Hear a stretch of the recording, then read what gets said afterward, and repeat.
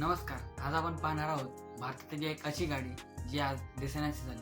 तर ती गाडी म्हणजे ॲम्बेसेडर ही गाडी हिंदुस्तान मोटर्स ॲम्बेसेडर ही एक प्रतिष्ठित भारतीय कार होती, जी 1958 ते 2014 पर्यंत भारतीय रस्त्यांवर राज्य करत होती. या गाडीला भारताचा राजा, किंग ऑफ इंडियन रोड्स असे म्हटले जात आहे.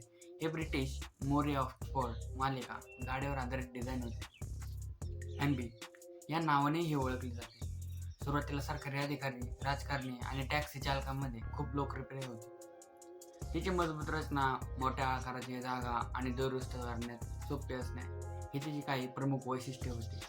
ॲम्बेसेडर ही फक्त एक गाडी नव्हती, तर ती भारतातील प्रगतीची आणि सामाजिक स्थितीची एक प्रतीक बनली होती. सांगायचं असं, त्यानंतर काही काळात लोकांचे 1991 नंतर Maruti Suzuki, Hyundai, Creta, Ford सारख्या परदेशी कंपन्या भारतात आल्या. त्यांनी चांगल्या आणि आधुनिक फीचर्स असलेल्या गाड्या बाजारात आणल्या. मारुती 800 आणि मारुती ST सारख्या गाड्यांनी कमी किमतीत आणि चांगल्या सेवेमध्ये ग्राहकांना आकर्षित केले. तर ही होती ॲम्बेसेडरची कहाणी, जी आज दिसण्याची झाली.